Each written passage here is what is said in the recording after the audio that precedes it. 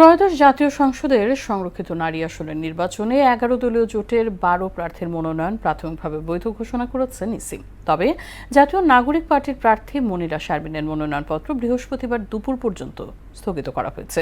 জোটের মুখপাত্র এহসানুল মাহবুব জোবায়ের এ বিষয়ে বিধি অনুসারে ব্যবস্থা নেওয়ার কথা জানিয়েছেন। এম আর আসাদের রিপোর্ট।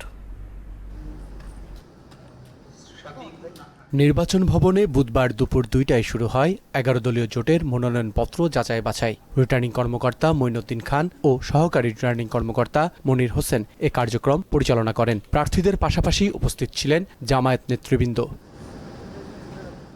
মনোনয়নপত্রের সঙ্গে জমা দেয়া নথি যাচাই করা হয়। বাংলাদেশ ব্যাংকের সিআইবি রিপোর্ট ও সেবাদানকারী প্রতিষ্ঠানের অনাপত্তির পর ১১ দলীয় জোটের ১৩ প্রার্থীর মধ্যে ১২ জনের মনোনয়ন প্রাথমিকভাবে বৈধ ঘোষণা করেন রিটার্নিং কর্মকর্তা।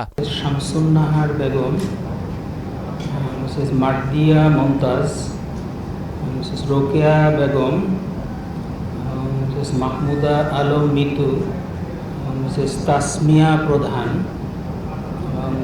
মিসেস মাহবুবা হাকিম, এগুলো প্রাথমিকভাবে যাচাই বাছাই করে গৃহীত হয়েছে। জাতীয় নাগরিক পার্টির মনিরা শারমিনের মনোনয়ন সরকারি চাকরি সংক্রান্ত জটিলতা উল্লেখ করে স্থগিত করা হয়। প্রয়োজনীয় কাগজ জমা দিতে সময় দেওয়া হয় বৃহস্পতিবার দুপুর ১২টা পর্যন্ত। ওনার মনোনয়নপত্রে উল্লেখ আছে যে ওনার পূর্ববর্তী পেশা চাকুরি, এবং উনি যে স্টেটমেন্ট দিয়েছেন সেখানে গভর্নমেন্ট পে স্কেলের কথা উল্লেখ আছে। সেই জন্য আমরা ওনার কাছে ওনার সপক্ষে ডকুমেন্ট চেয়েছি। এখানে আরপিওর ১২ এখানে বলা আছে যে কেউ যদি সরকারি চাকরি করেন সেক্ষেত্রে ৩ বছরের একটা লিমিট দেওয়া আছে।